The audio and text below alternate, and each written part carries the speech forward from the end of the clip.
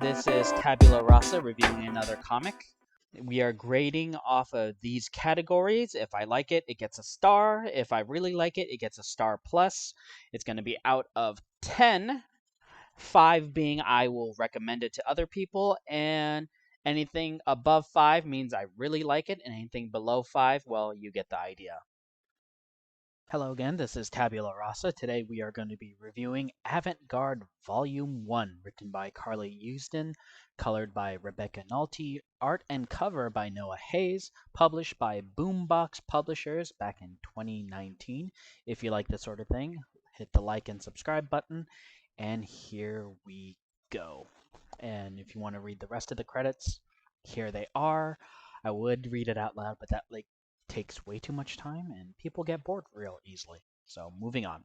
So Avant Guard is a sports comedy comic book, at least according to Comixology, not sponsored, and it certainly isn't something you normally come across in American comic book landscape, which is mostly populated by superheroes, action, Star Wars kind of thing. So this is very refreshing. So let's start. Color slash black and white. So the use of color in here is bold and simple, and we have a variety of it, and it does the job when it does the job.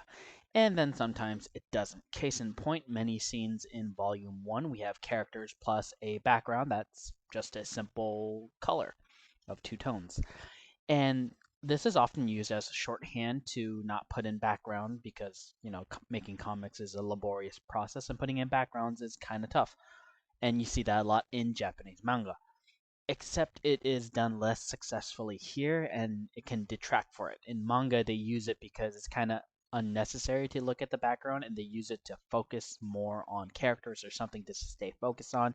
Here, you can't say it has the same function, but the colors work more often than not, so I give it a star. Now, panels and expression.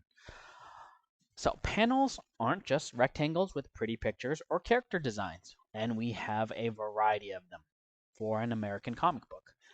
Pretty basic when compared to manga, but it's there, and the variety helps mix it up and become enjoyable, though at times it can leave you wondering why they did some scenes the way they did, but that's just a nitpicking from someone who reads too much comics, so it does get the star.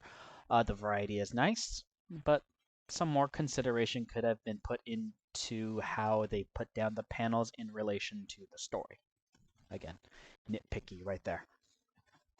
Characters and dialogue. The characters are fun. We have a nice variety of types of characters, and the dialogue between them is pretty fun. None of them have anything too cringy. They all have expressions that work really well. So it works. We have the beginnings of a 5-man band of sorts. Charlie the loner, but gets friends. Liv, I should say, gets Liv, who is the overachiever. Ashley, the jock slash party girl, I guess. Tiffany, the spiritual Wiccan kind of girl. Nicole, the self-proclaimed cynic and cool character, and Jay is the tall artist with tattoos and doesn't talk much. So it will be interesting to see where these characters go in the future. So it gets a star. Theme and execution. The themes center around college life and drama. So we have romance in here. We have the LGBTQ plus representation, more LGB rather than TQ, but regardless, we have that here. We also have all the characters who are people of color, so POC is there too. So as far as it goes, it's all here. And as far as execution goes, well, it's there. I think would have been better to have a little bit more of the character development to refine the themes, but that's just personal taste, so this gets a star. Plot and execution. So at this point, you want to hit spoilers, and if you want to avoid them, don't listen, and I will put up where to avoid it. So here we go. So as far as plot goes, it starts off with the loner joining a newly started college basketball team, which by the end of 4 chapters, each chapter being around 20-ish pages, to the romance blossomed by our two main leads, Charlie and Liv. And if you don't realize, that's really fast. And this is a sports slash comedy comic book, and it seemed less about the sports and more about the romance. So for sports comics, there wasn't a lot of sports. Plenty of comedy, not a lot of sports, but it is enjoyable and it is there. So it gets half a star. So it gets 4.5 stars. Now, I may not be the target demo, but overall, would I recommend it since it's just barely on that edge? And I would say yes. It isn't a sports comic book, though, or at least it's not about the sports, at least when you look at the Japanese side of things. So in manga, there is a certain formula that's followed. Character that has talent or hidden talent joins the underdog team, which becomes a powerhouse. They meet rivals and eventually wins the championship. This formula gets boring real quick. So why do Japan bother making any other kind of basketball manga or tennis manga or even any sports manga in general? It's because you get invested in the characters in relations to the sport. It shows dimension, it shows character multitudes, it shows that slice of life portion within the sports genre that makes it very important.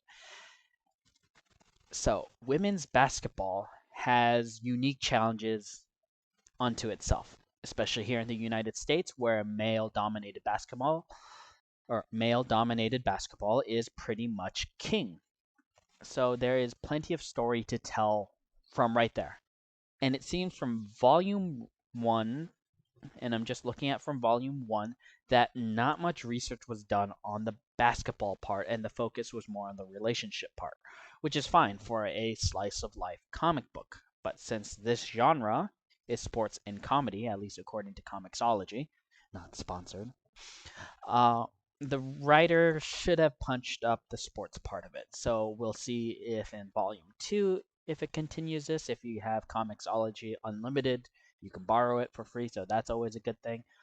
And the comparison to sports manga may be unfair. Japan has quite a long time to refine their sports stories and to know what focus on what tropes that works really well. So it may be a little bit unfair to compare them to a more seasoned and veteran industry, but who knows? I mean, this publishing company doesn't exactly have a big foothold in American comic book marketplace. So again, who knows? But if you want an enjoyable time on a POC LGB, at the very least that I know, plus positive book, this is it. This has been Tabula Rasa. I hope you don't mind the flub ups and whatnot. At least that way you know I am real about it.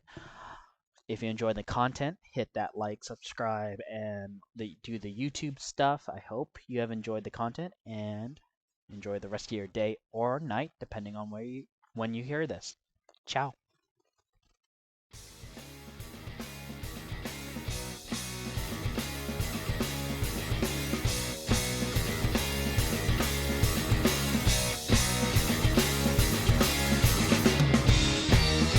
怒らないで当たらないでエミリンこっち向いて話聞いてお願いかき混ぜすぎこぼれちゃうよストローはそんな噛む代わりに俺のハートどうぞ噛んで睨まないで無視しないでエミリン腹が減ると無口になる毎回雨の日には巻いた髪が色変わって機嫌悪いそれはそれでまたもピンチならばこんな天気吹き飛ばしましょう恋だの面倒くさいけど今度に限って嫌じゃないこの感じエミリンお願いさこっち向いてよ何でもかんでも言いたい放題冷たくされても嫌じゃないこの感じエミリンお願いさそっちじゃないよ